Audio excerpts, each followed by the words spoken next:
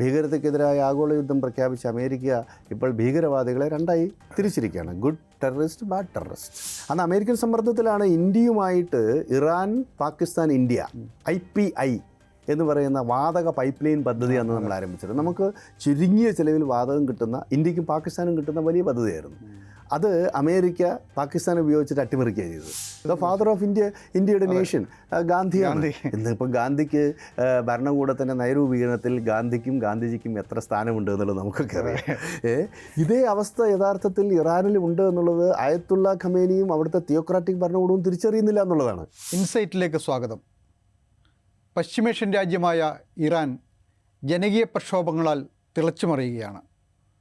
Iran റിയാലിൻ്റെ മൂല്യത്തകർച്ചയും അതിനെ തുടർന്നുണ്ടായ വലിയ വിലക്കയറ്റവും ഒക്കെയാണ് ആ ജനങ്ങളെ പ്രക്ഷോഭത്തിലേക്ക് തള്ളിവിട്ടത്. പ്രക്ഷോഭത്തെ അടിച്ചമർത്താൻ ഗവൺമെൻറ് സ്വീകരിക്കുന്ന നടപടികളിൽ നിരവധി പേർ കൊല്ലപ്പെട്ടു കഴിഞ്ഞു. 10,000-ത്തിലധികം പേർ ഇപ്പോൾ ജയിലുകളിൽ കഴിയുകയാണ്. അങ്ങനെ വലിയ ദുരിതത്തിൻ്റെ നടുവിലാണ് ഇന്ന് ഇറാൻ കടന്നു പോകുന്നത്. മറുവശത്ത് അമേരിക്ക ഈ സാഹചര്യം മുതലെടുത്തുകൊണ്ട് അവിടെ കടന്നു കയറാനുള്ള ശ്രമങ്ങൾ നടത്തുകയാണ്. ഇസ്രായേലും ഒപ്പമുണ്ട്. ഇങ്ങനെ അക്ഷരാർത്ഥത്തിൽ ചെകുത്താനും കടലിനും ഇടയിൽപ്പെട്ട സ്ഥിതിയിലാണ് ഇറാൻ ജനത. ഈ വിഷയമാണ് ഇന്ന് ഇൻസൈറ്റിൽ ചർച്ച ചെയ്യുന്നത്. എന്നോടൊപ്പം വിദേശകാര്യ വിദഗ്ധനായ ഡോക്ടർ PJ വിൻസെൻ്റ് ഉണ്ട്. സ്വാഗതം. Thank you. യഥാർത്ഥത്തിൽ നേരത്തെ ഞാൻ സൂചിപ്പിച്ചതുപോലെ ഒരു വലിയ പ്രക്ഷോഭം, ജനകീയ പ്രക്ഷോഭം 3 ആഴ്ചയോളമായി ഇറാനിൽ നടക്കുന്നുണ്ട്. ആ പ്രക്ഷോഭം വലിയ തോതിൽ അടിച്ചമർത്താൻ ശ്രമിക്കുന്നുണ്ട് ഇറാൻ ഭരണകൂടം. ഇൻ്റർനെറ്റ് വിച്ഛേദിച്ചിരിക്കുന്നു. അനേകം പേർ കൊല്ലപ്പെട്ടവരുടെ സംഖ്യ എത്രയാണെന്ന് വ്യക്തമല്ല. പലതരം കണക്കുകളാണ് പുറത്തു വരുന്നത്. അതുപോലെ തന്നെ ജയിലുകളിൽ കഴിയുന്ന ഒരുപാട് ആളുകൾ. ഈ പ്രക്ഷോഭത്തെയും അതുപോലെ തന്നെ ഈ ആവശ്യമെങ്കിൽ പ്രക്ഷോഭത്തെ പിന്തുണച്ചുകൊണ്ട് ഇടപെടുമെന്ന അമേരിക്കയുടെ മുന്നറിയിപ്പും, ഇത് രണ്ടും രണ്ട് കാര്യങ്ങളായി കാണേണ്ട ആവശ്യമുണ്ടെന്ന് എനിക്ക് തോന്നുന്നത്. മാഷ് എന്താണ് അതിനെക്കുറിച്ചുള്ളൊരു? 1979 ഇസ്ലാമിക വിപ്ലവത്തിന് ശേഷം തന്നെ ഇറാൻ വലിയ സംഘർഷത്തിലേക്ക് പോയി. ഗൾഫ് യുദ്ധം എന്നുകൂടി വിളിക്കുന്ന 1980 മുതൽ 88 വരെ ഇറാൻ ഇറാഖ് യുദ്ധം. അതിൽ അമേരിക്ക സദ്ദാം ഹുസൈനെ ആയുധമണിയിച്ച് ഇറാഖിനെ കൊണ്ട് ഇറാനിലെ ഇസ്ലാമിക വിപ്ലവ സർക്കാരിനെ അട്ടിമറിക്കുക എന്നുള്ളതായിരുന്നു ലക്ഷ്യം. പക്ഷേ ആ യുദ്ധത്തിൽ ബ്രേക്ക് ഈവനായി കാര്യങ്ങൾ അവസാനിച്ചു. വളരെ ട്രെയിൻഡ് ആയിട്ടുള്ള ഒരു ആർമിയാണ് സദ്ദാം ഹുസൈൻ്റെ സൈന്യം. പക്ഷേ അവർക്ക് ഇറാനെ കീഴടക്കാൻ സാധിച്ചില്ല. തുടർന്ന് അങ്ങോട്ട് മിക്കവാറും 4-5 വർഷം കൂടുമ്പോൾ വലിയ ജനകീയ ഉയർപ്പ് ഉണ്ടാകുന്ന ഒരു സാഹചര്യം ഇറാനിൽ എക്കാലത്തുമുണ്ട്. 1999 വിദ്യാർത്ഥികളുടെ പ്രക്ഷോഭം അത് ലോകമെമ്പും വലിയ രൂപത്തിൽ ചർച്ച ചെയ്യപ്പെട്ടതാണ്. വലിയ ജനകീയമായ ഉയർപ്പായിരുന്നു. അതേ തുടർന്ന് പിന്നീട് 2009 അത് ബ്ലഡി നവംബർ എന്നറിയപ്പെടുന്ന ആ നവംബർ മാസം മാത്രം ആയിരക്കണക്കിന് ആളുകൾ കൊല ചെയ്യപ്പെട്ടു എന്നാണ് കരുതുന്നത്. അന്ന് ഹാർഡ് ലൈനർ പോളിസി, വളരെ യാഥാസ്ഥികമായ നിലപാട് എടുക്കുന്ന അഹമ്മദി നജാദ് പ്രസിഡൻ്റായി തിരഞ്ഞെടുക്കപ്പെട്ടു. ആ പ്രസിഡൻ്റ് തിരഞ്ഞെടുപ്പ് ഫലം അംഗീകരിക്കാതെ ആയിരക്കണക്കിന് ചെറുപ്പക്കാരാണ് തെരുവിലിറങ്ങിയത്. പ്രധാനപ്പെട്ട നഗരങ്ങളെല്ലാം പ്രക്ഷോഭത്തിൽ അമർന്നു. അത് അടിച്ചമർത്തി. അന്നാണ് ഈ ബ്ലാക്ക് നവംബർ ഉണ്ടാകുന്നത്. പിന്നെ 2017-18 കാലത്ത് വലിയ പ്രൈസിംഗ് ഉണ്ടായി. പിന്നെ 2019-20 വീണ്ടും വലിയ സംഘർഷം ഉണ്ടായി. അന്ന് 1500-ലധികം ആളുകൾ കൊല ചെയ്യപ്പെട്ടു എന്നാണ് കരുതുന്നത്. അപ്പോൾ ഇതിൻ്റെയൊക്കെ തുടർച്ചയാണ് ഇപ്പോഴും നടക്കുന്ന സമരം.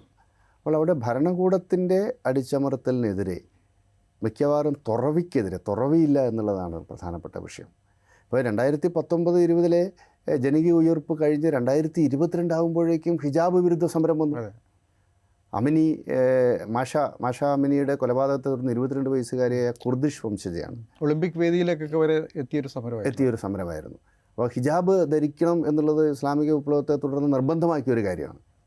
അപ്പോൾ ഹിജാബ് ധരിച്ചില്ല എന്നുള്ളതല്ല, ഇംപ്രോപ്പറായിട്ട് ഹിജാബ് ധരിച്ചു എന്ന് പറഞ്ഞിട്ടാണ് അവിടുത്തെ ഗാർഡിയൻ പോലീസ് ഇവരെ അറസ്റ്റ് ചെയ്ത് കൊണ്ടുപോവുകയും ക്രൂരമായി മർദ്ദിക്കുകയും അങ്ങനെ 3-ാമത്തെ ദിവസം അവർ ആശുപത്രിയിൽ മരണമടയുകയാണ് ചെയ്തത്. അവരൊരു കുർദിഷ് വംശജയാണ്. അവർ ഷിയ മുസ്ലിം വിശ്വാസിയാണ്, പക്ഷേ കുർദാണ്. അത് ഇറാനിലെ 104 നഗരങ്ങളിലേക്ക് വ്യാപിച്ചു. ആയിരക്കണക്കിന് സ്ത്രീകൾ തെരുവിലിറങ്ങി ഹിജാബ് വലിച്ചൂരി കത്തിച്ചുകൊണ്ട് ആയത്തുള്ള ഡെത്ത് ടു ആയത്തുള്ള ഖമേനി എന്ന മുദ്രാവാക്യങ്ങൾ ഉയർത്തിക്കൊണ്ട് നടത്തിയ സമരം ചെറുതല്ല. അത് 2022 കഴിഞ്ഞുള്ളൂ. അത് കഴിഞ്ഞപ്പോൾ 2025 ഡിസംബർ 28 ആരംഭിച്ച സമരം, ജനകീയ ഉയർപ്പ്, അതിപ്പോൾ ഏത് നിലയിലേക്ക് എത്തി നിൽക്കുന്നു എന്നുള്ളത് നമുക്ക് ഇപ്പോൾ സങ്കല്പിക്കാൻ പറ്റില്ല. ഏതാണ്ട് 31 പ്രവിശ്യകളിലേക്കും പ്രക്ഷോഭം പടർന്നിട്ടുണ്ടെന്നാണ്. അതെ, മഹാനഗരങ്ങളെല്ലാം, ഇപ്പോൾ ടെഹ്റാൻ, അതുപോലെ ഇസ്ഫഹാൻ തുടങ്ങിയ നഗരങ്ങളെല്ലാം പ്രക്ഷോഭത്തീയിൽ അമർന്നു കഴിഞ്ഞു. പിന്നെ ഗ്രാമങ്ങളിലേക്ക് അത് വ്യാപിച്ചു കഴിഞ്ഞു. വംശീയമായ സംഘർഷങ്ങൾ ഇതിൻ്റെ ഭാഗമായി ഉണ്ടാകുന്നു എന്ന് കേൾക്കുന്നു. കുർദുകൾ അവിടുത്തെ പ്രധാനപ്പെട്ട ഒരു വംശീയ വിഭാഗമാണ്. അവർ ഷിയാക്കളാണ്. ഏകദേശം 99% മുസ്ലിമുകളുള്ള രാജ്യമാണ്. ഒരു ഉപദേശീയതയായിട്ട് നിലനിൽക്കുന്ന കുർദുകളിൽ പക്ഷേ മഹാഭൂരിപക്ഷവും ഷിയാക്കൾ തന്നെയാണ്. അതൊരു 10% സുന്നികളുണ്ട്. ഇവർ ഷിയാക്കൾ തന്നെയാണ്. പക്ഷേ അവർ ഈ പേർഷ്യൻ ആര്യൻ വംശജരല്ല. അവർ വേറൊരു വിഭാഗമാണ്. ബഹായി ഫെയ്ത്ത് കുറച്ച് പേരുണ്ട്, ബഹായികൾ. അവർ സൂക്ഷ്മ ന്യൂനപക്ഷമാണ്. പക്ഷേ അവർ വലിയ റിലീജിയസ് പെർസിക്യൂട്ടിന് വിധേയമാകുന്നുണ്ട്. ഒരു ചെറിയ ശതമാനം ക്രിസ്ത്യാനികളുണ്ട്. അതുപോലെ വംശീയമായ ന്യൂനപക്ഷമാണ് ബലൂച്ചികൾ. അത് പാകിസ്ഥാനിലെ ബലൂചിസ്ഥാൻ പ്രൊവിൻസിൻ്റെ തുടർച്ചയായിട്ട് അവിടെ ബലൂജി ഭൂരിപക്ഷമായി. ഈ ബലൂച്ചികൾ മുഴുവൻ സുന്നി മുസ്ലിമുകളാണ്. ഈ ബലൂജികളും പല വിധത്തിലുള്ള ഭരണകൂടത്തിൻ്റെ അടിച്ചമർത്തൽ നേരിടുന്നുണ്ട്. അപ്പോൾ ആഭ്യന്തരമായിട്ട് ഇത്തരം വംശീയമായ ഘടകങ്ങൾ ആയത്തുള്ള ഖംനേയുടെ ഭരണകൂടത്തിനെതിരായിട്ട് നിലനിൽക്കുന്നുണ്ട്. ഇവിടെ ഭരണകൂടത്തിനകത്ത് വിള്ളലുകളില്ല എന്നുള്ളത് വാസ്തവമാണ്. അവിടുത്തെ പ്രസിഡൻറ്റ് പെഷസ്കിയൻ ആണെങ്കിലും പരമോന്നത നേതാവ് ആയത്തുള്ള അലി ഖംനേയി ആണെങ്കിലും ഭരണകൂടത്തിലെ മറ്റ് മന്ത്രിമാർ, അതുപോലെ റവല്യൂഷണറി ഗാർഡ് കോപ്സ് എന്ന് പറയുന്ന വിപ്ലവത്തെ പ്രൊട്ടക്റ്റ് ചെയ്യുന്ന ഒരു വരേണ്യ സൈനിക ദളം, അവരുടെ റെഗുലർ ആർമി, ഇതുകൂടാതെ അവരുടെ ഒരു മിലീഷ്യ എന്ന് പറയാവുന്ന ബാസ്ജി മിലീഷ്യ, അതിനകത്ത് തന്നെ പല ഉപവിഭാഗങ്ങളുണ്ട്. സ്ത്രീകളുടെ മാത്രമായ ഫാത്തിമ അൽ സഹറ എന്ന് പറഞ്ഞിട്ടുള്ളൊരു ബറ്റാലിയനുണ്ട്. അൽ അഷൂറ ബറ്റാലിയനുണ്ട്. അതുപോലെ ഹസൻ, പ്രവാചകൻ്റെ ചെറുമകനായ ഹസൻ്റെ പേരിൽ ഇമാം ഹസൻ ബറ്റാലിയനുണ്ട്. അലിയുടെ പേരിലുള്ള ഇമാം അലി ബറ്റാലിയനുണ്ട്. ഇതെല്ലാം മിലീഷ്യകളാണ്.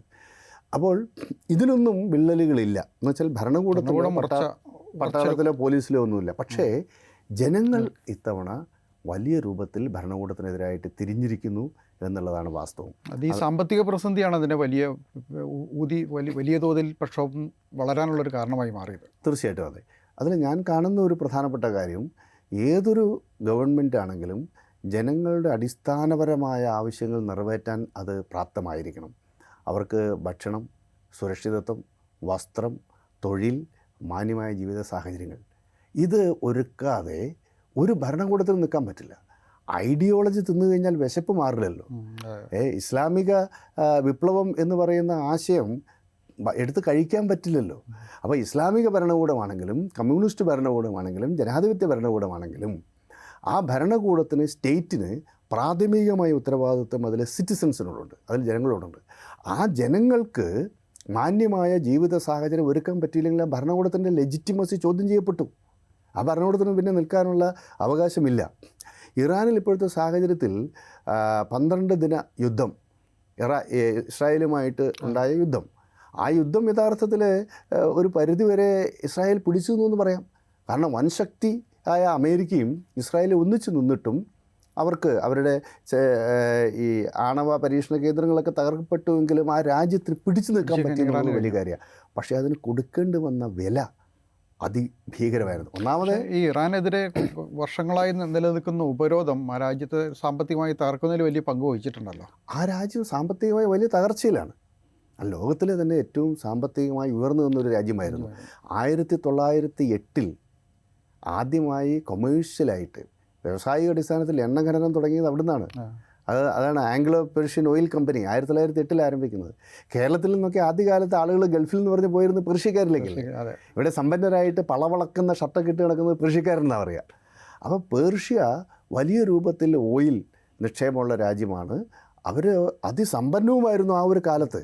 കാരണം അന്നത്തെ ലോകത്തിൻ്റെ സ്റ്റാൻഡേർഡ് വെച്ച് ഉയർന്ന ജീവിത നിലവാരമൊക്കെ ആ രാജ്യത്തിനുണ്ടാക്കാൻ സാധിച്ചു. പക്ഷേ 1925 ബ്രിട്ടൻ്റെ പിന്തുണയോടുകൂടി ഒരു പപ്പറ്റ് സർക്കാർ, റേസ ഖാൻ പഹ്ലവി അയാളൊരു മിലിറ്ററി ഉദ്യോഗസ്ഥനാണ്, അധികാരം പിടിച്ചെടുക്കുന്നു. പിന്നീട് മൂപ്പര് സ്വയം ഒരു രാജവംശമായിട്ട് അങ്ങ് പ്രഖ്യാപിച്ചു. അങ്ങനെയാണ് അതൊരു ഡ്യൂപ്ലിക്കേറ്റ് രാജവംശമാണ് കേട്ടോ. യഥാർത്ഥത്തിൽ പഴയ കുടുംബങ്ങളുമായിട്ടോ രാജവംശങ്ങളുമായിട്ടോ ഒന്നും ബന്ധമുള്ള ഒന്നല്ല. മൂപ്പര് പഹ്ലവി രാജവംശം എന്ന് പേരിട്ട് അങ്ങനെ അമേരിക്കയുടെ ഒരു പാവ സർക്കാർ പോലെ ഭരിച്ചുകൊണ്ടിരിക്കുകയാണ്. അമേരിക്കയുടെ എണ്ണ സമ്പത്ത് കാവൽക്കാരനായ യഥാർത്ഥത്തിലിരിക്കുന്നത്. പക്ഷേ അക്കാലത്ത് വേറൊരു ഗുണം എന്താ വെച്ചാൽ ഡെമോക്രസി ഉണ്ടായിരുന്നു, ആധുനികമായ ജീവിത സാഹചര്യങ്ങൾ അവിടെ ഉണ്ടായിരുന്നു, ജനങ്ങൾക്ക് സ്വാതന്ത്ര്യം ഉണ്ടായിരുന്നു. അങ്ങനെ ചില കുറേ പോസിറ്റീവായിട്ടുള്ള വശങ്ങളുണ്ടായിരുന്നു. അതേസമയം ഈ സമ്പത്ത് മുഴുവനും കുറച്ച് അതിസമ്പന്നകൾ കേന്ദ്രീകരിക്കുകയും മഹാഭൂരിപക്ഷം ആളുകൾ ദരിദ്രരായി ജീവിക്കുന്ന അവസ്ഥയും അവിടെ ഉണ്ടായിരുന്നു. അങ്ങനെയുള്ള 79 ഈ വിപ്ലവത്തിലേക്ക് കടക്കുന്നത് തന്നെ അങ്ങനെയാണ് 79 വിപ്ലവത്തിലേക്ക് കിടക്കുന്നത്. പക്ഷേ 79 വിപ്ലവം യഥാർത്ഥത്തിൽ സ്പീർ ഹെഡ് ചെയ്യുന്നത് ലിബറലുകളും സോഷ്യലിസ്റ്റുകളും ഇടതുപക്ഷക്കാരുമായിട്ടുള്ള ആളുകളാണ്. അതിൽ ഇറാനിയൻ കമ്മ്യൂണിസ്റ്റ് പാർട്ടിയൊക്കെ അതിൻ്റെ വലിയ പങ്ക് വഹിക്കുന്നുണ്ട്. സോവിയറ്റ് യൂണിയന് വലിയ സഹായം ഉണ്ടാകുന്നുണ്ട് യഥാർത്ഥത്തിൽ. പക്ഷേ ഞാൻ ചോദിക്കാനിരിക്കുകയായിരുന്നു, ഇപ്പോൾ 79 ഈ വിപ്ലവം എന്ന് പറയുന്നത് പല സോഷ്യൽ ഗ്രൂപ്പുകൾ, പൊളിറ്റിക്കൽ ഗ്രൂപ്പുകൾ ഒരുമിച്ച് വന്നൊരു വിപ്ലവമായിരുന്നു. വലിയൊരു ജനമുന്നേറ്റമായിരുന്നു അന്ന് 79 നടന്നത്. ഇപ്പോൾ സമാനമായ തരത്തിൽ ഒരു മുന്നേറ്റമാണ് ഇപ്പോൾ നടക്കുന്നതെന്നാണ്. ഒരുപാട് പല ഗ്രൂപ്പുകളാണ്. അപ്പോൾ അതിൽ ഒരു വൈരുദ്ധ്യം എന്താണെന്ന് വെച്ചാൽ അന്ന് അമേരിക്കയും ബ്രിട്ടനും ഈ ഷാ ഭരണകൂടത്തെ സംരക്ഷിക്കുകയാണ് ചെയ്തത്. ഇന്നിപ്പോൾ നേരെ തിരിച്ചിട്ട് ഈ ഇവരെ പുറത്താക്കാൻ വേണ്ടിയാണ് പരിശ്രമിക്കുന്നത്. അല്ല, അമേരിക്കയും ബ്രിട്ടനും അടക്കമുള്ള സാമ്രാജ്യത്വ ശക്തികൾക്ക് അവരുടെ രാജ്യ താല്പര്യവും അവരുടെ സാമ്പത്തിക താല്പര്യത്തിനപ്പുറത്തേക്ക് വേറൊന്നുമില്ല. ഇപ്പം ഭീകരതയ്ക്കെതിരായ ആഗോള യുദ്ധം പ്രഖ്യാപിച്ച അമേരിക്ക ഇപ്പോൾ ഭീകരവാദികളെ രണ്ടായി തിരിച്ചിരിക്കുകയാണ്. Good terrorist, bad terrorist. അമേരിക്കയെ പിന്തുണ കൊടുക്കുന്നവർ നല്ല ടെററിസ്റ്റുകൾ. അവർ ടെററിസ്റ്റുകളാകുന്ന തന്നെ വിളിക്കുക. പക്ഷേ അമേരിക്ക കൂട്ടി പിടിച്ചു നടക്കുന്നത്. അൽ ഷാറ എക്സാമ്പിളാണ്, സിറിയയിലെ ഭരണാധികാരി. പഴയ അൽഖ്വയ്ദക്കാരനാണ്, ഇസ്ലാമിക് സ്റ്റേറ്റുകാരനാണ്. അല്ലാത്ത ആളുകളെ ഇപ്പോൾ ടെററിസ്റ്റ് അല്ലെങ്കിലും അവനെ ടെററിസ്റ്റ് ആക്കി അവനെ അറ്റാക്ക് ചെയ്യും. അതാണ് അവരുടെ ഒരു രീതി. പക്ഷേ 1979 യഥാർത്ഥത്തിൽ അത് ഒരു സാമ്രാജ്യത്വ വിരുദ്ധ മുന്നേറ്റം തന്നെയായിരുന്നു എല്ലാ അർത്ഥത്തിലും. കാരണം അമേരിക്കയുടെ വർദ്ധിച്ചു വരുന്ന സ്വാധീനം, അതുപോലെ എണ്ണ വിഭവങ്ങളുടെ മേലെ പാശ്ചാത്യ ശക്തികൾക്കുള്ള സമഗ്രമായ നിയന്ത്രണം, അതുപോലെ അമേരിക്കൻ പാവ സർക്കാർ എന്ന നിലയ്ക്ക് പ്രവർത്തിക്കുന്ന ഷാ ഭരണകൂടം, അതോടൊപ്പം അവിടുത്തെ മതസംഘടനകൾ, പ്രത്യേകിച്ച് ഷിയാക്കൾ ഒരു വലിയ നെറ്റ്വർക്കാണ് അവർ. അപ്പോൾ ആയത്തുള്ള ഖമൈനീനെ അടക്കം അവിടുന്ന് പുറത്താക്കാനൊക്കെയുള്ള നടപടികൾ ഭരണകൂടം സ്വീകരിക്കുന്നു. അപ്പോൾ ഈ ഇസ്ലാമിക ദേശീയത, ഇസ്ലാമിക ദേശീയത ശക്തിപ്പെട്ടു വരുന്നൊരു കാലം കൂടിയാണ്. അപ്പോൾ അതിനെതിരെയായിട്ട് അടിച്ചമർത്തൽ നയം സ്വീകരിക്കുന്നു. അതുകൊണ്ട് മതപരമായ ഗ്രീവൻസസ് അവിടുത്തെ ജനങ്ങൾക്ക് വ്യാപകമായിട്ടുണ്ട്. ഈ ആയത്തുള്ള ഖമേനി ആണെങ്കിൽ അദ്ദേഹത്തിന് ഒരു ആത്മീയ നേതാവ് എന്ന നിലയിൽ, ഇമാം എന്ന നിലയ്ക്ക് വലിയ അംഗീകാരവും സ്വാധീനവും ജനങ്ങളുടെ ഇടയിലുണ്ട്. അപ്പോൾ ഈ മതപരമായ അടിച്ചമർത്തലും അമേരിക്കയോടുള്ള വിധേയത്വവും സാമ്രാജ്യത്വ അനുകൂല നയങ്ങളെല്ലാം ചേർന്നപ്പോൾ ജനങ്ങൾ മുഴുവനും ഈ പാവ സർക്കാരിനെതിരായി. അന്ന് ഈ ഒരു ഇസ്ലാമിനെ അന്ന് ഒരു ആത്മീയമായൊരു വിമോചന പ്രത്യയശാസ്ത്രമായിട്ടാണ് ആ കാലഘട്ടത്തിൽ ഉപയോഗിച്ചിരുന്നത്. അതെ അതെ. ഇപ്പോൾ ആയത്തുള്ള ഖമേനി എന്ന് പറയുന്നത് ഇപ്പോൾ ലിബറേഷൻ തിയോളജി ഇൻ ക്രിസ്ത്യാനിറ്റി ആണല്ലോ ലാറ്റിൻ അമേരിക്ക. സമാനമായ രൂപത്തിൽ ഇറാൻ്റെ സാഹചര്യത്തിൽ ഷിയ ബ്രാൻഡ് ഓഫ് ഇസ്ലാം, ഷിയായിസത്തെ ഒരു രാഷ്ട്രീയ പ്രത്യയശാസ്ത്രമായി പൊളിറ്റിക്കൽ ഷിയായിസമാക്കി കൺവേർട്ട് ചെയ്തു ആയത്തുള്ള അലി ഖമേനി.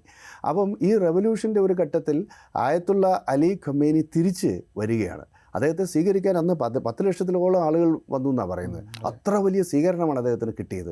നാച്ചുറലായിട്ട് അധികാരം അദ്ദേഹത്തിൻ്റെ കൈകളിലേക്ക് വന്നു. പിന്നീട് അവിടെ ഒരു സെക്കുലർ ഗവൺമെൻറ്റിന് സമാന്തരമായി അല്ലെങ്കിൽ അതിന് മുകളിൽ ഒരു തിയോക്രസി സ്ഥാപിക്കപ്പെട്ടു എന്നുള്ളത്. പരമോന്നത നേതാവ് അലി ഖൊമൈനി, അതിനെ അദ്ദേഹത്തോട് ചുറ്റും കൂടി നിൽക്കുന്ന ഗാർഡിയൻ കൗൺസിൽ, ഈ ഗാർഡിയൻ കൗൺസിലിൻ്റെ നേരിട്ടുള്ള നിയന്ത്രണത്തിലാണ് ഇസ്ലാമിക് റവല്യൂഷണറി ഗാർഡ് കോപ്സ് എന്ന് പറഞ്ഞ IRGC. പിന്നെ മിലിറ്ററിയും പാരാമിലിറ്ററിയും, ഈ ബാസ്ജിദ് ബറ്റാലിയൻ എന്നൊക്കെ പറയുന്ന പാരാമിലിറ്ററിയാണ്. ഇതെല്ലാം directly reporting to Ayatollah Khomeini or guardian council. എന്നാൽ ഇതിന് സമാന്തരമായിട്ട് അവിടെ തിരഞ്ഞെടുക്കപ്പെട്ട പ്രസിഡൻ്റുണ്ട്. അതൊരു സെക്കുലർ പോസ്റ്റാണ്. തിരഞ്ഞെടുക്കപ്പെട്ട പ്രസിഡൻ്റുണ്ട്. ഈ പ്രസിഡന്റുമാരിൽ ഇങ്ങനെ റിപ്പീറ്റ് ചെയ്ത് വരുന്നത്, ഒരു തവണ ഒരു മിതവാദി വന്നാൽ പിന്നെ ഒരു തീവ്രവാദി വരും, അങ്ങനെയാണ്. ഇപ്പോൾ അഹമ്മദ് നജാദ് ഒക്കെ തീവ്ര നിലപാടെടുക്കുന്ന ആളാണ്. അതിനുശേഷം വന്ന ഖാത്തിമി ലിബറൽ നിലപാടെടുക്കുന്നതാണ്. അതിനുശേഷം വന്ന് കൊല ചെയ്യപ്പെട്ട അദ്ദേഹമുണ്ടല്ലോ, അദ്ദേഹം കുറച്ചൊരു ഹാർഡ് ലൈനാണ്. അതിനുശേഷം ഇപ്പോൾ വന്ന പ്രസിഡന്റ് പെഷസ്കിയൻ ഒരു ലിബറൽ നിലപാടെടുക്കുന്ന ആൾ. അങ്ങനെ പലപ്പോഴും അവിടുത്തെ തിരഞ്ഞെടുക്കപ്പെട്ട പ്രസിഡന്റുമാരിൽ ഹാർഡ് ലൈനേഴ്സും ഉണ്ട്, സോഫ്റ്റ് ലൈനേഴ്സും ഉണ്ട്. മിതവാദികളും തീവ്രവാദികളും ഉണ്ട്. പക്ഷേ ഇവരെല്ലാവരും ഈ ഗാർഡിയൻ കൗൺസിലിൻ്റെ കീഴിൽ ഷിയ തിയോക്രസി, ആ അധികാര കേന്ദ്രത്തിന് കീഴിൽ തന്നെയാണ് പ്രവർത്തിക്കുന്നതെന്നതാണ് വാസ്തവം. അപ്പോൾ ഈ തുടർച്ചയായി ഖമേനി, ആയത്തുള്ള ഖമേനി മരണപ്പെട്ടു, അതിനുശേഷം ആയത്തുള്ള അലി ഖംനേയി അധികാരത്തിൽ വന്നു. ഇത് കണ്ടിന്യൂ ആണ്. അപ്പോൾ ഖംനേയിയുടെ കാലത്ത് കുറച്ചുകൂടി ജനകീയമായ പ്രശ്നങ്ങൾ ഉയർന്നു വരികയും സംഘർഷങ്ങൾ ഉണ്ടാവുകയൊക്കെ ചെയ്തത് പരിഹരിക്കുവാനോ, അതുകൊണ്ടാണ് തുടർച്ചയായ ജനകീയമായ ഉയർപ്പുകൾ ഉണ്ടാകുന്നത്. അപ്പം ആഭ്യന്തരമായിട്ട് ജനതയെ ഐക്യപ്പെടുത്താൻ ഇപ്പോൾ ഇതിന് കഴിയുന്നില്ല. കാരണം തുടർച്ചയായ ഓയിൽ എംബാർഗോ ആണ്. അവർക്ക് ആകെ വിറ്റഴിക്കാൻ സാധിക്കുന്നത് ഓയിൽ മാത്രമാണ്. ഓയിലിന് മേലെ സമഗ്രമായ ഉപരോധമാണ്. അത് കുറേ കാലമായി നിലനിൽക്കുകയാണ്. ഇനി രണ്ടാമത്തെ പ്രശ്നം, ഓയിലൊക്കെ പരിമിതി ഉണ്ടെങ്കിൽ കൂടി അവർ റഷ്യ വഴിയും ചൈനയ്ക്കും ഇന്ത്യയൊക്കെ ഓയിൽ വാങ്ങിക്കുന്നുണ്ട്. പലപ്പോഴും ഉപരോധത്തേക്ക് അതിലംഘിച്ചൊക്കെ പല രൂപത്തിൽ എണ്ണ വാങ്ങിക്കുന്നുണ്ട്. അതിലൂടെ അവർക്ക് പണം ലഭിക്കുന്നുണ്ട്. എണ്ണ വാങ്ങുന്നവർക്ക് 25% അധിക താരിഫ് ഉണ്ടാവുമെന്ന് ഇന്ന് പ്രഖ്യാപിച്ചു. അതുകൊണ്ട് ഇനിയിപ്പോൾ ഇറാനിൽ നിന്ന് എണ്ണ വാങ്ങിക്കില്ല. അന്ന് അമേരിക്കൻ സമ്മർദ്ദത്തിലാണ് ഇന്ത്യയുമായിട്ട് ഇറാൻ പാകിസ്ഥാൻ ഇന്ത്യ IPI എന്ന് പറയുന്ന വാതക പൈപ്പ് ലൈൻ പദ്ധതി അന്ന് നമ്മൾ ആരംഭിച്ചത്. നമുക്ക് ചുരുങ്ങിയ ചിലവിൽ വാതകം കിട്ടുന്ന, ഇന്ത്യക്കും പാകിസ്ഥാനും കിട്ടുന്ന വലിയ പദ്ധതിയായിരുന്നു. അത് അമേരിക്ക പാകിസ്ഥാൻ ഉപയോഗിച്ചിട്ട് അട്ടിമറിക്കുകയാണ് ചെയ്തത്. അപ്പം അങ്ങനെ എങ്കിലും അവരുടെ പ്രകൃതി വിഭവങ്ങളുടെ പ്രധാനപ്പെട്ട സോഴ്സസ്, എണ്ണയും പ്രകൃതി വാതകവും ലോകത്തിൽ പല മേഖലയിലേക്ക് കയറ്റി അയച്ച് അവർ പണം സമ്പാദിക്കുന്നുണ്ട്. ഇങ്ങനെ സമ്പാദിക്കുന്ന പണം പക്ഷേ ജനനന്മയ്ക്ക് വേണ്ടി ഉപയോഗിക്കുന്നതിൽ അവർ പരാജയപ്പെട്ടു. അവർ പ്രധാനമായും ചെയ്തൊരു കാര്യം, ഈ ഇസ്ലാമിക വിപ്ലവം എന്ന് പറഞ്ഞാൽ ശരിയാവില്ല, ഷിയ ഇസ്ലാമിക വിപ്ലവത്തെ ലോകത്ത് മുഴുവൻ എക്സ്പോർട്ട് ചെയ്യാൻ ശ്രമിച്ചു. അതിൻ്റെ ഭാഗമായി ഷിയ ഭൂരിപക്ഷ രാഷ്ട്രമായ ഇറാഖിൽ ഒരു ഷിയ ഭരണകൂടം സ്ഥാപിക്കാൻ ശ്രമിച്ചു. ഷിയ ന്യൂനപക്ഷമാണെങ്കിലും ഷിയ ഭരണകൂടമാണ് നമ്മുടെ ഈ സിറിയയിൽ ഉണ്ടായിരുന്നത്. അപ്പോൾ അതിനെ പിന്തുണച്ചു. പിന്നീട് ഹൂത്തികൾ ഷിയാക്കളാണ്. ഹൂത്തികളെ ഉപയോഗിച്ച് ഒരു സ്വാധീന മേഖല യമനിൽ ഉണ്ടാക്കിയെടുത്തു. ഹിസ്ബുള്ളയെ സംഘടിപ്പിച്ച് ലെബനൻ്റെ ഒരു പകുതിയോളം അവിടെ നിർത്തി. പിന്നെ റെസിസ്റ്റൻസ് ഫോഴ്സസ് എന്ന് പറഞ്ഞ് പല രാജ്യങ്ങളിലും ഷിയ മിലീഷ്യ ഉണ്ടാക്കി. ഈ ഷിയ മിലീഷ്യയെ ട്രെയിൻ ചെയ്യിക്കുന്നത്, അവരെ പരിശീലിപ്പിക്കുന്നത്, അവരെ റിക്രൂട്ട് ചെയ്യുന്നത്, അവർക്ക് ആയുധങ്ങൾ കൊടുക്കുന്നത്, അവർക്ക് പണം കൊടുക്കുന്നത്, ഇതൊക്കെ ഇറാൻ്റെ ദേശീയ ആസ്തികളിൽ നിന്നാണ്. മാത്രമല്ല ഇവരെയൊക്കെ പരിശീലിപ്പിക്കുവാനും അവർക്ക് ആയുധം കൊടുക്കുവാനും ഒക്കെ ആയിട്ട് വലിയ സമ്പത്ത് അവർക്ക് വിനിയോഗിക്കേണ്ടി വന്നു. ഇത്തരം ഷിയ മിലീഷ്യകൾക്ക് പുറമെ സുന്നി സായുധ സംഘങ്ങളെയും അവർ സഹായിക്കാൻ തുടങ്ങി. അതിലേറ്റവും പ്രധാനപ്പെട്ടതാണ് ഫലസ്തീനിലെ ഗസയിലെ ഹമാസ്, അതുപോലെ ഫലസ്തീൻ ഇസ്ലാമിക് ജിഹാദ്, അതുപോലെ വെസ്റ്റ് ബാങ്കിൽ പ്രവർത്തിക്കുന്ന ജെനിൻ ബ്രിഗേഡ്. ഇതെല്ലാം സുന്നി പോരാട്ട സംഘങ്ങളാണ്. അവർക്കും ട്രെയിനിങ് കൊടുക്കുന്നത്, ആയുധങ്ങൾ കൊടുക്കുന്നതൊക്കെ ഇറാനാണ്. ഇപ്പോൾ യമനിൽ നിന്ന് പലപ്പോഴും ഇസ്രായേലിലേക്കൊക്കെ വരുന്ന ഈ മിസൈലുകളൊക്കെ, ഈ മിസൈൽ തന്നെ കൊടുക്കുന്നത് ഇറാനാണ്, ഇറാൻ്റെ മിസൈലുകളാണ്. അപ്പോൾ റഷ്യ സഹായിക്കുന്നതാണെന്നും പറയുന്നുണ്ട് ആയുധങ്ങൾ. റഷ്യ സഹായിക്കുന്നുണ്ടാവും. അപ്പം ഞാനിതിനെ കാണുന്നത്, എങ്ങനെയാണോ ലോകത്തെമ്പാടും കമ്മ്യൂണിസ്റ്റ് വിപ്ലവം കയറ്റി അയക്കുന്നതിൻ്റെ ഭാഗമായി കമ്മ്യൂണിസ്റ്റ് പാർട്ടികൾക്ക് പണവും ട്രെയിനിങ്ങും സാങ്കേതിക സഹായവും ഒക്കെ കൊടുത്ത് റഷ്യ കൂടെ നിർത്തി. റഷ്യയുടെ തകർച്ചയ്ക്ക് ഒരു പ്രധാനപ്പെട്ട കാരണം അതായിരുന്നു സോവിയറ്റ് യൂണിയൻ. കാരണം അതിൻ്റെ ദേശീയ സമ്പത്തിൻ്റെ ഒരു വലിയ ശതമാനം ഇങ്ങനെ പോയി. ഇപ്പോൾ ഇന്ത്യയിൽ നിന്ന് വോൾക്കോഗുണോവിൻ്റെ പുസ്തകത്തിൽ പറയുന്ന വിവരം വെച്ച് 1991 ഇന്ത്യയിൽ CPIക്ക് റഷ്യയിൽ നിന്ന് പണം കിട്ടി. ലോകത്തുള്ള എല്ലാ കമ്മ്യൂണിസ്റ്റ് പരിശീലിപ്പിക്കുകയായിരുന്നല്ലോ. പരിശീലനം കൊടുക്കും. ഇവിടെയുള്ള ഇന്ത്യയിലെ കമ്മ്യൂണിസ്റ്റ് പാർട്ടിയുടെ പല നേതാക്കളുടെയും വലിയ ശതമാനം ആളുടെ മക്കളൊക്കെ അന്ന് റഷ്യയിലായിരുന്നു. അതൊക്കെ ഫ്രീ എഡ്യൂക്കേഷനാണ്. പല ഘട്ടത്തിലും ഫ്രീ എഡ്യൂക്കേഷൻ. പിന്നെ ജോലി കൊടുക്കും. പ്രൊപ്പഗാൻഡയുടെ ഭാഗമായിട്ട് ബുക്കുകൾ അടിച്ചു കൊടുക്കും. നമ്മളൊക്കെ ക്വാളിറ്റിയുള്ള ഒരു പേപ്പർ കണ്ടത് സോവിയറ്റ് നാടാണ്. ഓർമ്മയുണ്ടാവില്ല. 80കളിലൊക്കെ സോവിയറ്റ് നാട്. പിന്നെ കമ്മ്യൂണിസ്റ്റ് പുസ്തകങ്ങളും വളരെ 50 പൈസയ്ക്കും പ്രോഗ്രസ് പബ്ലിക്കേഷൻ വളരെ ചുരുങ്ങിയ പൈസക്കാണ് പുസ്തകങ്ങൾ കൊടുക്കുക. ഇതെല്ലാം അവരുടെ ഈ റഷ്യയിലെ പാവപ്പെട്ട മനുഷ്യർ അധ്വാനിച്ചുണ്ടാക്കുന്ന പണമാണത്. അല്ലാതെ വിപ്ലവം കയറ്റുമതി ചെയ്യുന്നതിൻ്റെ ഒരു ഭാഗമാണ്. അപ്പോൾ അവരുടെ സാമ്പത്തിക തകർച്ചയുടെ ഒരു കാരണം അതായിരുന്നു. സോവിയറ്റ് യൂണിയൻ തകരുന്നതിന് നിരവധി കാരണങ്ങളുണ്ട്, പക്ഷേ ഒന്നതായിരുന്നു. ഇതേ തെറ്റ് ഇറാനിൽ അവിടുത്തെ ഷിയ ആയത്തുള്ള ഭരണകൂടവും ആവർത്തിച്ചു എന്നുള്ളതാണ്. കാരണം അവർ ഈ ഷിയ വിപ്ലവം കയറ്റുമതി ചെയ്യുന്നതിൻ്റെ ഭാഗമായി ഒന്നാമതേ അവർക്ക് ഉള്ള വിഭവങ്ങൾ ഉപയോഗിക്കാൻ പറ്റുന്നില്ല, ഉപരോധം കാരണം. ഇങ്ങനെ ഉണ്ടാക്കുന്നത് പോലും ജനങ്ങളുടെ നന്മയ്ക്ക് വേണ്ടി പ്രയോഗിക്കാൻ സാധിച്ചിട്ടില്ല. അപ്പോൾ ഇത് അവരെ ബാധിച്ചു. ഇതിൻ്റെ കൂടെയാണ് ഏകദേശം 7 കോടി ജനങ്ങളുള്ള ഒരു രാജ്യമാണത്. ഭൂമിശാസ്ത്രപരമായ പ്രത്യേകതകളൊക്കെ കാരണം എന്താ വെച്ചാൽ ആ രാജ്യത്തെ ആക്രമിച്ച് കീഴടക്കാനൊന്നും പറ്റില്ല. വലിയൊരു രാജ്യമാണ്, സാംസ്കാരികമായി വലിയ സമ്പത്തുണ്ട്. പക്ഷേ അവിടുത്തെ ടോട്ടൽ പോപ്പുലേഷൻ്റെ ഒരു വലിയ ശതമാനം 60% ഇപ്പോൾ ചെറുപ്പക്കാരാണ്. അതിൽ തന്നെ ജെൻസി 30 വയസ്സിൽ താഴെയുള്ളത് വലിയൊരു പോപ്പുലേഷനാണ്. അവർക്ക് ഈ അമേരിക്കൻ ഉപരോധം, സാമ്രാജ്യത്വം, അതല്ലെങ്കിൽ ഷിയ വിപ്ലവം എന്ന് പറഞ്ഞാലൊന്നും അവരുടെ തലയിൽ കയറേണ്ട ആവശ്യവുമില്ല. അവർ ന്യൂ ജനറേഷൻ തന്നെയാണ്. ഇപ്പോൾ ഇന്ത്യയിൽ പുതിയ ജെൻസി വന്നു കഴിഞ്ഞപ്പോൾ ഇപ്പോൾ ഗാന്ധി എന്നതോ ഗാന്ധി ഘാതകൻ എന്നുള്ളതൊന്നും ഒരു ഇമോഷണലി അവരെ ബാധിക്കുന്ന ഒരു പ്രശ്നമല്ലാതായി മാറിയില്ല. കാരണം ഈ സ്വാതന്ത്ര്യ സമരത്തിൻ്റെയും ഗാന്ധി നെഹ്റു പാരമ്പര്യത്തിൻ്റെയൊക്കെ അനുഭവമുള്ള തലമുറയല്ല അവർ. അത്തരം ലെഗസിയൊന്നും അവർക്ക് ബാധകമല്ല. ലെഗസി 1997 ജനിച്ച് വന്ന കുട്ടികളാണ്. അവർക്ക് ഇവിടെ മാന്യമായ ജീവിത സാഹചര്യം വേണം, അവർക്ക് സ്വാതന്ത്ര്യം വേണം, അവർക്ക് ജോലി വേണം. അതിനപ്പുറത്തേക്ക് നിങ്ങൾ ഈ തിയറി പറയുന്നത് അവരെ സംബന്ധിച്ചോളം അവർ കേട്ടിരുന്നേക്കാം. അതിനപ്പുറത്തേക്ക് ഉള്ളിലേക്ക് കൊടുക്കാൻ അവർ തയ്യാറാവില്ല. കാരണം എല്ലാ മനുഷ്യർക്കും അവരുടെ മുന്നിലുള്ള ജീവിതം തന്നെയാണ് മുഖ്യം. അതിൽ അവരെ കുറ്റം പറഞ്ഞിട്ട് കാര്യവുമില്ല. ഇതേ അവസ്ഥയാണ്. അപ്പോൾ ഈ ടെഹ്റാൻ വസന്തം എന്നെല്ലാം വിളിക്കുന്ന ഈ ടെഹ്റാൻ യൂണിവേഴ്സിറ്റിയൊക്കെ കേന്ദ്രീകരിച്ച് അവിടെ ഉണ്ടാകുന്ന വലിയ സമരങ്ങളിൽ ഏറ്റവും അധികം ആളുകൾ പങ്കെടുക്കുന്ന കൗമാരക്കാരും 1920s ചെറുപ്പക്കാരുമാണ്.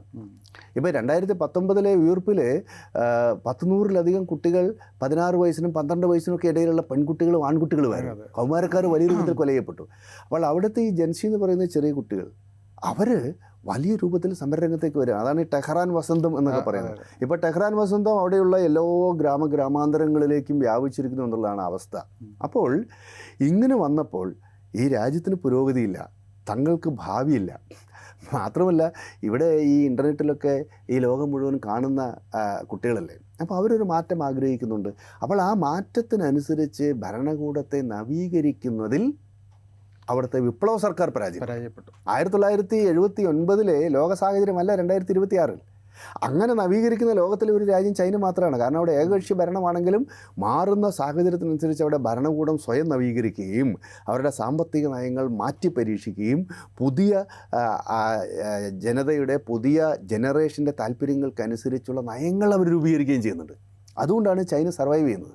ഇതിപ്പോൾ ആയത്തുള്ള അലി ഖംനേയിയും അദ്ദേഹത്തിൻ്റെ ഗാർഡിയൻ കൗൺസിലും പഴയ വിപ്ലവത്തിൻ്റെ ആശയങ്ങളും സങ്കല്പങ്ങളും ഒക്കെയാണ് ഇപ്പോഴും പറഞ്ഞുകൊണ്ടിരിക്കുന്നത്.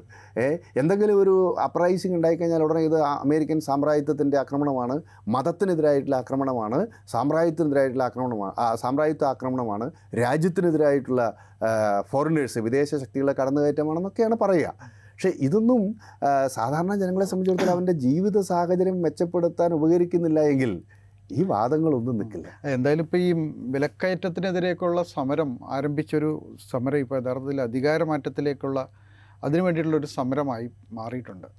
അത് ഖംനേയിക്കെതിരെയുള്ള അധികാരത്തിനെതിരെയുള്ള വലിയ മൂവ്മെൻറ്റായി മാറി. അധികാരം മാറണമെന്നുള്ള നിലയിലേക്ക് ആ സമരം വികസിക്കുകയാണ്. ഈ ഒരു സന്ദർഭത്തിലാണ് അമേരിക്ക എവിടെ ഇടപെടും. ഒരു ഘട്ടത്തിൽ ഇസ്രായേൽ ആക്രമിക്കുകയും ഒരു യുദ്ധത്തിൻ്റെ വക്കിലെത്തുകയും പരസ്പരം ആക്രമിക്കുകയൊക്കെ ചെയ്യുന്ന സ്ഥിതി എത്തി.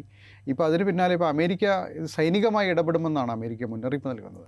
ഈ ജനാധിപത്യ പ്രക്ഷോഭണത്തിൽ വലിയ കൂട്ടക്കൊലകൾ നടക്കുന്നു, പ്രക്ഷോഭകരെ ഇറാൻ സേന കൊല്ലുന്നു. അതുകൊണ്ട് അവരെ സംരക്ഷിക്കാൻ ഞങ്ങൾ സൈനികമായി ഇടപെടുന്ന കാര്യം ആലോചിക്കുന്നു എന്നുള്ളതാണ് ഇപ്പോൾ അമേരിക്ക ഡൊണാൾഡ് ട്രംപ് നൽകുന്നൊരു മുന്നറിയിപ്പ്. ഇപ്പോൾ ഈ പറയുന്ന ആഭ്യന്തരമായി ഈ വലിയ പ്രശ്നങ്ങളുടെ പിന്നാലെ വിദേശത്തു നിന്നുള്ളൊരു ഇടപെടൽ, ഒരു സാമ്രാജ്യത്വ ശക്തിയുടെ ഇടപെടൽ ആ വലിയ കുഴപ്പങ്ങളിലേക്കല്ലേ ആ രാജ്യത്തെ എത്തിക്കുക എന്നുള്ളതാണ്. തീർച്ചയായിട്ടും അതെ. കഴിഞ്ഞ 12 ദിന യുദ്ധത്തിൻ്റെ കാലത്ത് ഇസ്രായേലും അമേരിക്കയും കൂടി ഇറാനെ ആക്രമിച്ച ഘട്ടത്തിൽ ഇറാനിലെ പബ്ലിക് ഒപ്പീനിയൻ മുഴുവനും അവിടുത്തെ ഭരണകൂടത്തിന് അനുകൂലമായിരുന്നു. ജനങ്ങൾ ഒറ്റക്കെട്ടായി ഇറാനിയൻ ദേശീയതയെ ഉയർത്തിപ്പിടിച്ച് ഐക്യപ്പെട്ടു നിന്നു. ആദ്യം പ്രക്ഷോഭണം നടത്തിയ ആളുകൾ ഉൾപ്പെടെ അതിൻ്റെ ഭാഗമായി, അവിടുത്തെ ഭരണകൂടത്തിൻ്റെ ഭാഗമായി. അതാണ് നമ്മൾ ഈ ടെഹ്റാൻ വസന്തം എന്ന് വിളിക്കുന്ന ടെഹ്റാൻ കേന്ദ്രീകരിച്ചുള്ള വിദ്യാർത്ഥികളും നവ ഗ്രൂപ്പുകളും ജനാധിപത്യ പ്രക്ഷോഭകരും സ്ത്രീ സംഘടനകളും എല്ലാവരും ഭരണകൂടത്തിൻ്റെ ഭാഗമായി നിന്നു.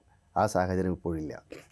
ഇപ്പോൾ പക്ഷേ അവർ ആഭ്യന്തരമായി ഒരു വിഭജിത സമൂഹമായിട്ടാണ് അത് നിൽക്കുന്നത്.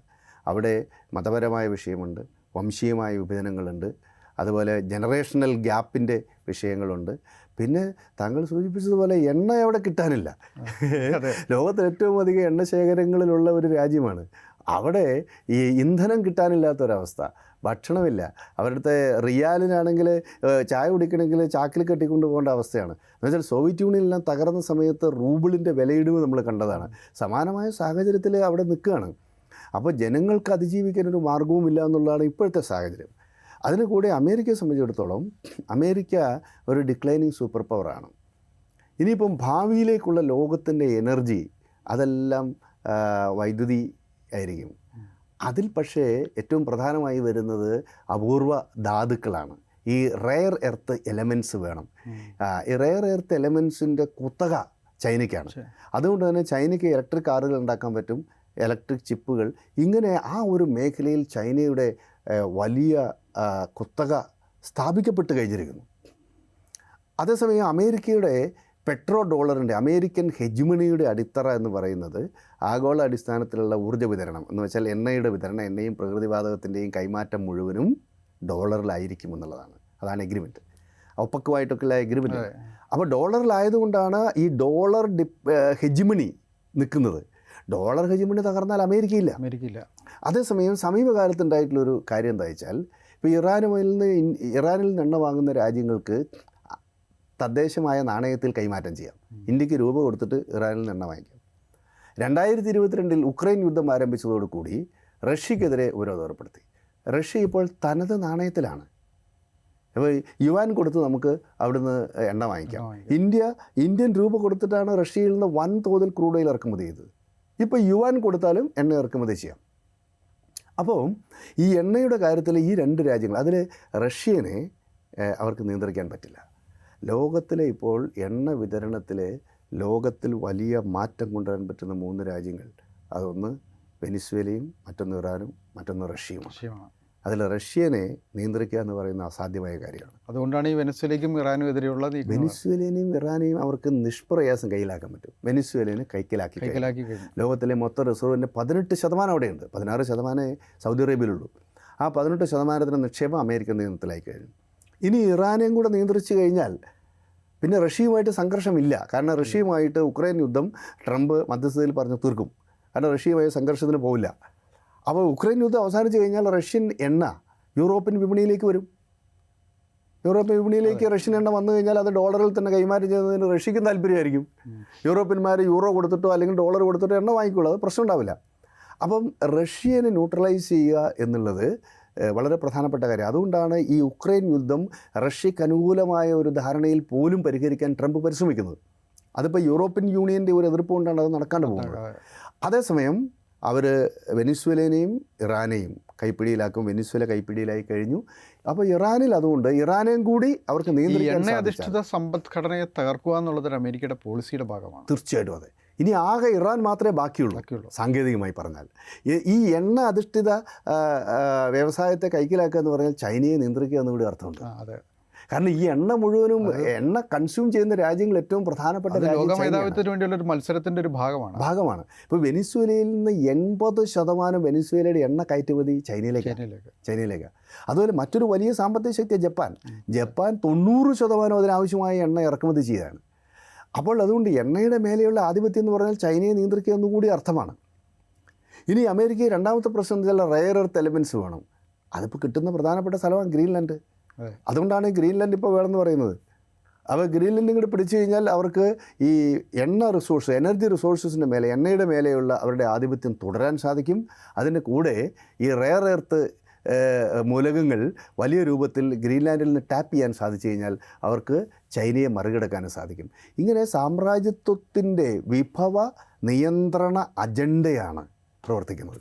അത്തരം ഒരു സാഹചര്യത്തിൽ ആ ഒരു നയം ശക്തമായി ട്രംപ് മുന്നോട്ട് കൊണ്ടുപോകുന്നതിനിടയ്ക്കാണ് വീണ് കിട്ടിയ പോലെ ഈ ഇറാനിയൻ സംഘർഷം ഉണ്ടാവുന്നത്. ഇതെങ്ങനെ അമേരിക്ക ഉപയോഗപ്പെടുത്തും എന്നുള്ളത് നമുക്ക് പ്രെഡിക്റ്റ് ചെയ്യാൻ പറ്റില്ല. അമേരിക്ക ഇപ്പോൾ സൈനികമായി ഇടപെട്ടാൽ പോലും അതിന് ഒരു ഗ്ലോബൽ പബ്ലിക് ഒപ്പീനിയൻ ഈ വെനസ്വേല ആക്രമിച്ച സമയത്ത് തന്നെ യൂറോപ്യൻ രാജ്യങ്ങൾ ഉൾപ്പെടെ അമേരിക്കക്കെതിരെ രംഗത്ത് വന്നു. അതായത് അമേരിക്കയുടെ സഖ്യകക്ഷികൾ ഉൾപ്പെടെ അമേരിക്കക്കെതിരെ രംഗത്ത് വരുന്നൊരു സാഹചര്യമുണ്ട്. അങ്ങനെ ഒരു സംഘർഷം അവർ ആഗ്രഹിക്കുന്നുണ്ടോ എന്നുള്ളൊരു പ്രശ്നം വന്നു. അതെ, പഴയ രീതിയിലുള്ള ആക്രമണങ്ങൾ ഇവർ പ്രോത്സാഹിപ്പിക്കുന്നില്ല എന്നുള്ളൊരു സംഗതി. അപ്പോൾ ഇവിടെയും അത് ബാധകമായിട്ട് വരാൻ സാധ്യതയുണ്ട്. ഇറാനെതിരെയുള്ള അല്ല, യൂറോപ്പിന് ഇനിയിപ്പോൾ അത്രയ്ക്ക് പറ്റുള്ളൂ. ഒരു യുദ്ധം നടത്താനുള്ള ശേഷി അവർക്കില്ല, പോപ്പുലേഷൻ ഇല്ല. അത് തന്നെയാണ് പ്രധാനം. മറ്റ് സമ്പത്തൊക്കെ എന്തുണ്ടായിട്ട് എന്താ കാര്യം? ഒരു യുദ്ധത്തിൽ ആൾ മരണപ്പെട്ട് കഴിഞ്ഞാൽ അവിടെ അല്ല തന്നെ പോപ്പുലേഷൻ ഇല്ല. അപ്പോൾ യൂറോപ്പിന് ഇനി ഇത്തരം കാര്യങ്ങളിലൊന്നും അമേരിക്കനെ സഹായിക്കാൻ പോലും പറ്റുമെന്ന് എനിക്ക് തോന്നുന്നില്ല.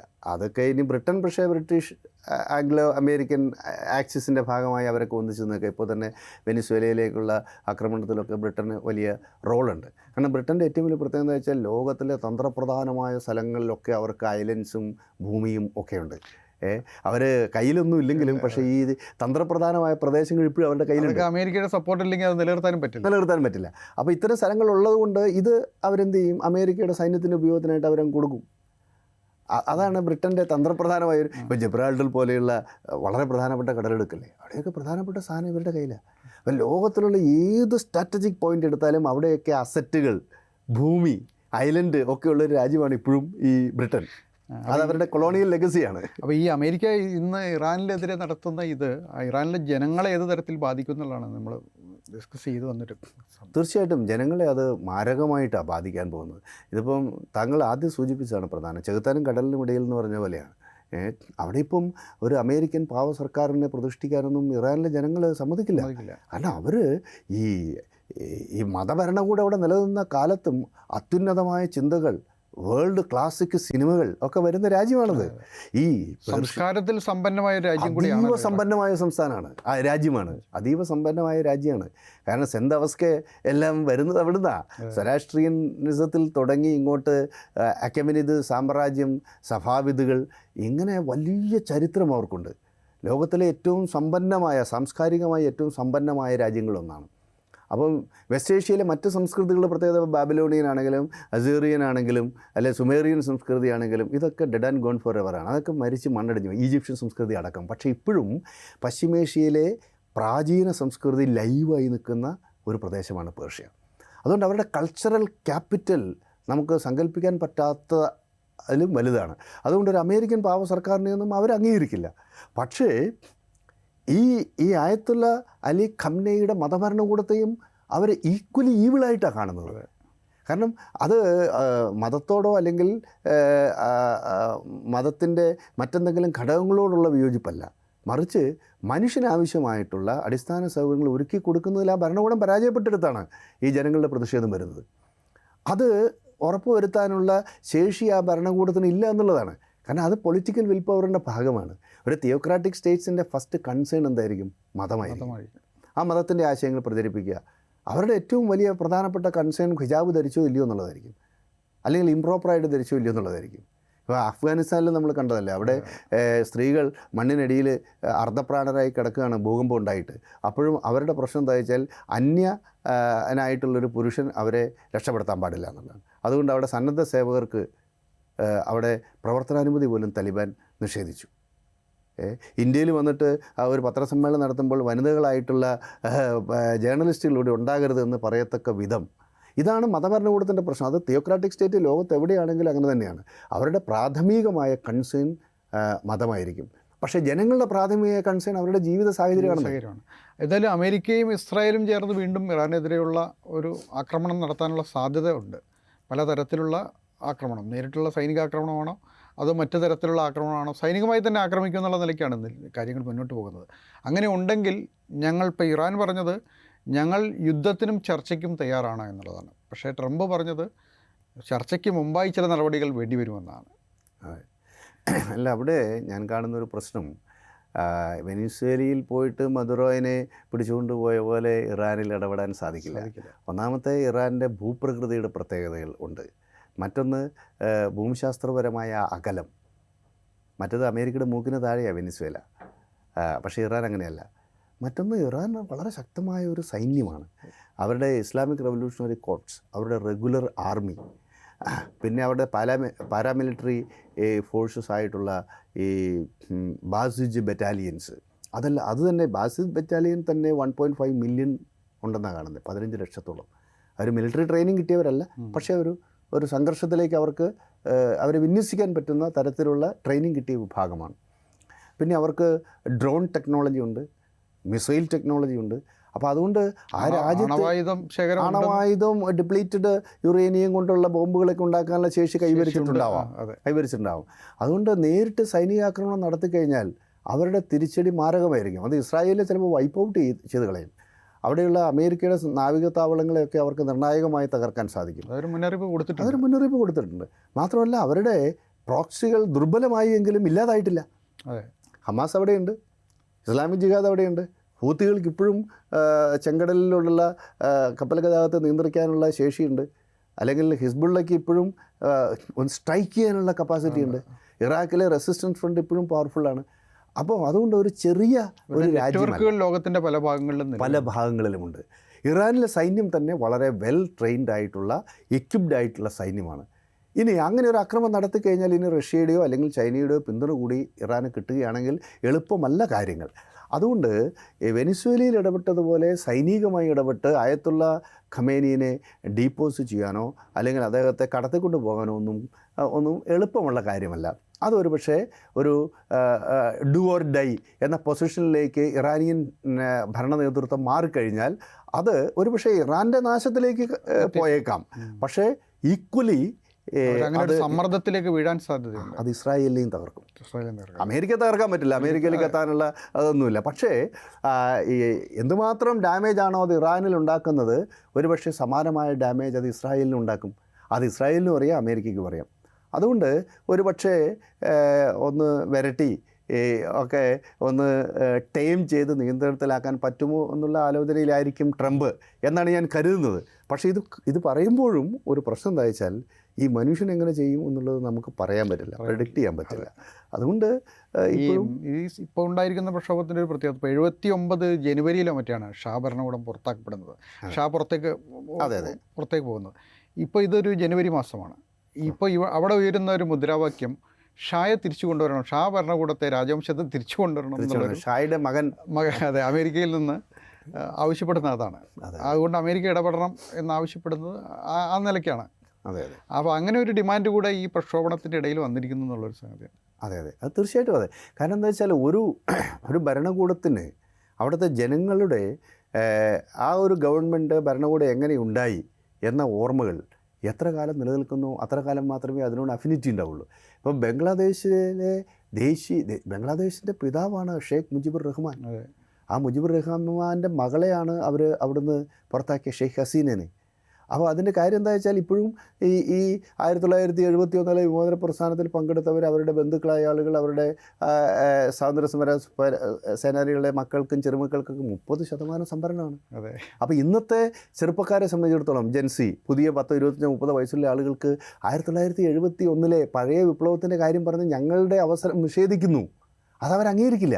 അങ്ങനെയാണ് അവിടെ ആ കലാപം ഉണ്ടാകുന്നത്.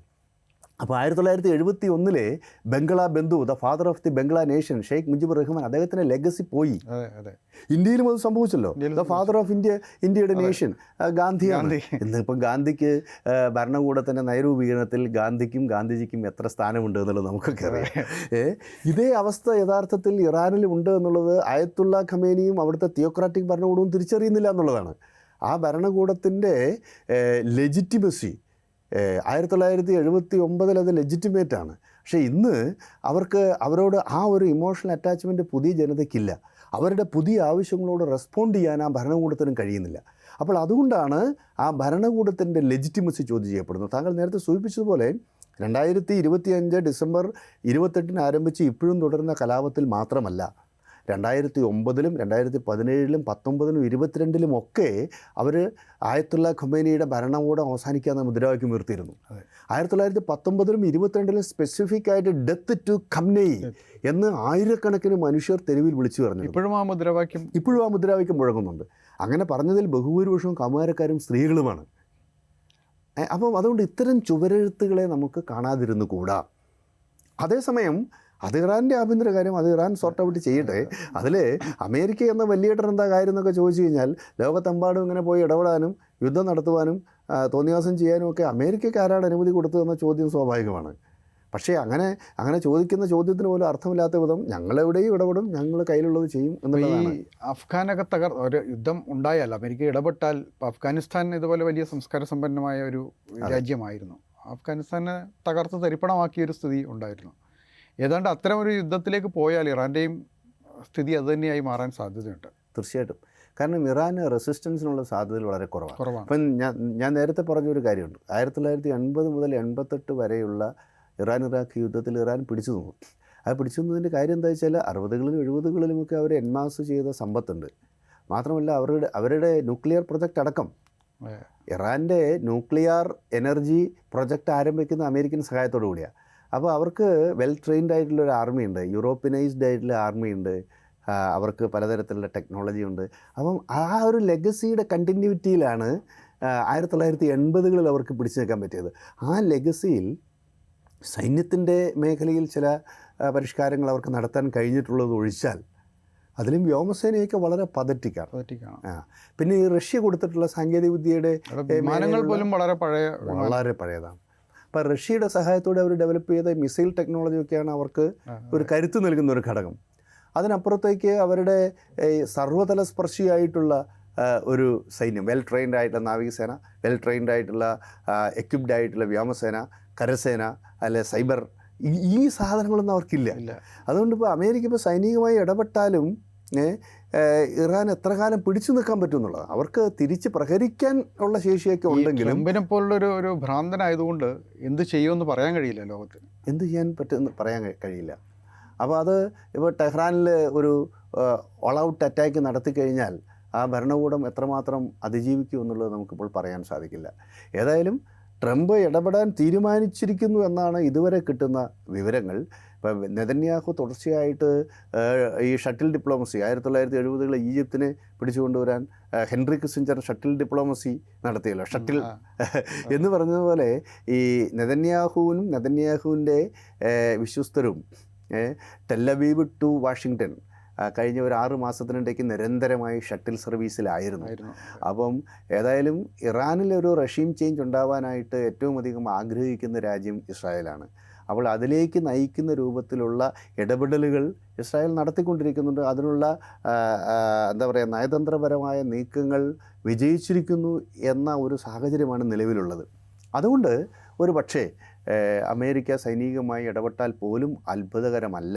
അങ്ങനെ ഇടപെട്ടാൽ ഒരു റഷീം ചേഞ്ച് ഉണ്ടാകുമെന്ന് ചോദിച്ചാൽ നമുക്ക് ആ സാധ്യത പൂർണ്ണമായും ഇന്നത്തെ നിലയ്ക്ക് തള്ളിക്കളയാൻ പറ്റില്ല. കാരണം ആഭ്യന്തരമായി വിഭജിതമാണ്. അവിടുത്തെ ജനങ്ങളുടെ പിന്തുണ ഇല്ലെങ്കിൽ ഒരു ഭരണാധികാരിക്ക് നിൽക്കാൻ സാധിക്കില്ലല്ലോ.